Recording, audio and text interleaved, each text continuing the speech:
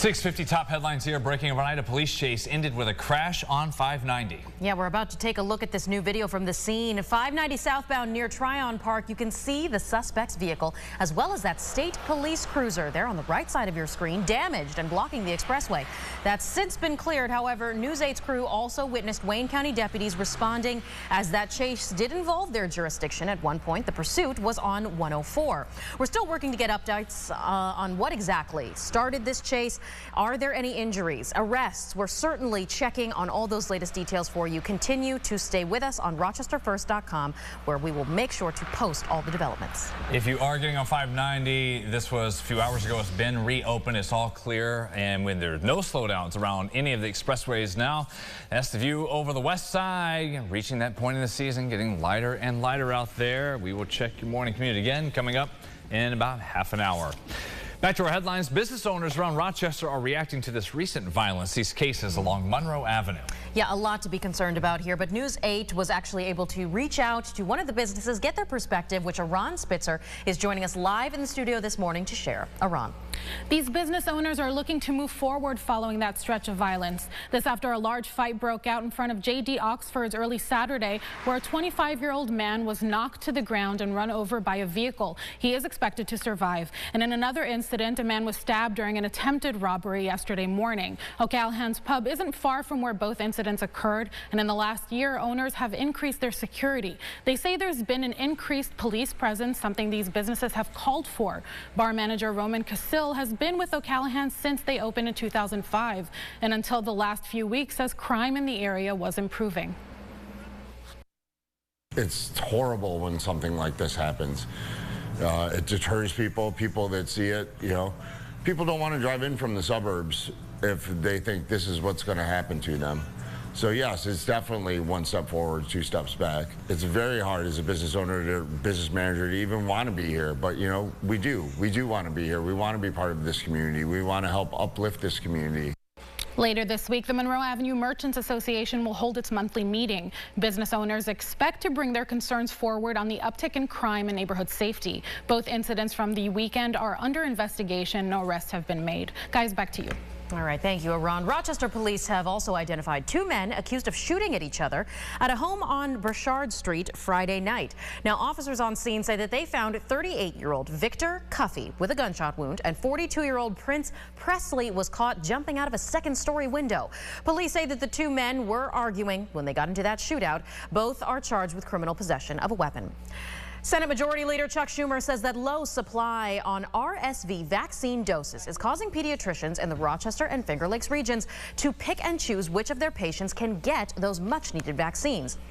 Well, to fix this, Schumer encourages a two-step plan, including getting that vaccine to the places that need it most, maybe switching manufacturers or supply chain operators in order to increase supply. He also announced a change involving the Medicare wage index. The wage index discriminated against upstate New York hospitals. We got it changed. Rochester Regional Health will now get $116 million a year in additional Medicare reimbursement. And that's permanent. It's every year. It's not a one-shot deal. As part of this, the U of R received $120 million to support workers, nurses, doctors, and patients. The state has been granted the first round of funding it's getting from the CHIPS and Science Act. There's a company based out of Saratoga County getting $1.5 billion to design a new state-of-the-art chip fabrication facility. This is different than from what's near Syracuse, what Micron is doing, but a sign of what funds could be coming to Central New York in the future as the company plans its multi-billion-dollar project there in Clay.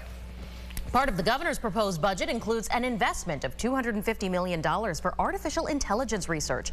She proposed Empire AI as a partnership between SUNY, CUNY, and private institutions to research this technology. Now, some of the assembly members say this will help in reducing the risks coming from AI and address a wide range of issues, including climate change, fraud, and cybersecurity.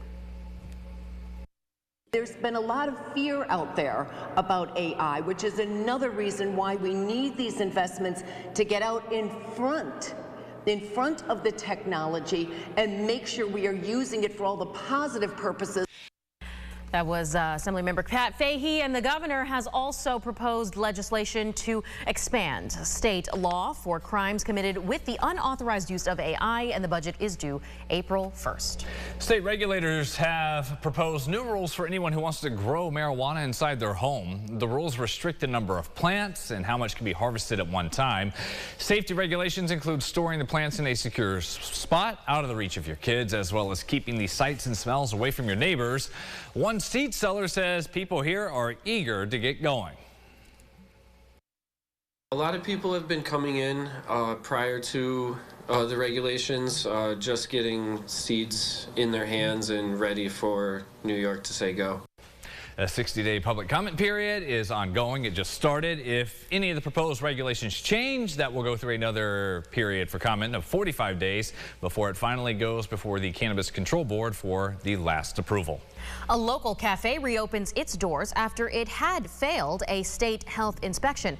Java's Cafe on Gibb Street had to be closed after it was cited for food that was spoiled or from an unapproved source, for tobacco use in food prep stations, inaccessible hand washing stations, and insects and rodents inside of the property. A post from the cafe has since claimed that it had completed all the procedures requested by the Department of Health in order to reopen, as well as doing some renovations. Hear me out. No better time to go than right after this happens. Cleaned up, get it inspected again. I don't know about that. Plenty of coffee at home. Yeah. Yeah, exactly. Save the money, and I know that there are no mice in my house. At least I hope. Right. Yeah, my wife has got the magnifying glass out looking for droppings constantly. No, stop it. You know what? At least you got to check. You got to check. Always check, and it's been free for a long time, so that is a good thing. Pro for cats, let me tell you. Yeah, right. Get a few. So I just took this photo 5 minutes ago outside our News 8 station, taken at 6:49. How about that gorgeous sunrise this morning? You've got temperatures climbing into the upper 30s to around 40. It's a beautiful day. Tomorrow, another beautiful day, even warmer, near 50. And then it all comes down. Rain showers on Thursday, and then we'll keep an eye out for snow showers by the weekend. All right, we'll look ahead to that. Thank you, James. Thank you for sharing your morning with us here on News 8 at Sunrise. Stay tuned. Next update in 30 minutes. CBS Mornings coming your way, top of the hour at 7. Follow News 8 wherever you are on RochesterFirst.com, Facebook, Twitter, and on our app for news and weather.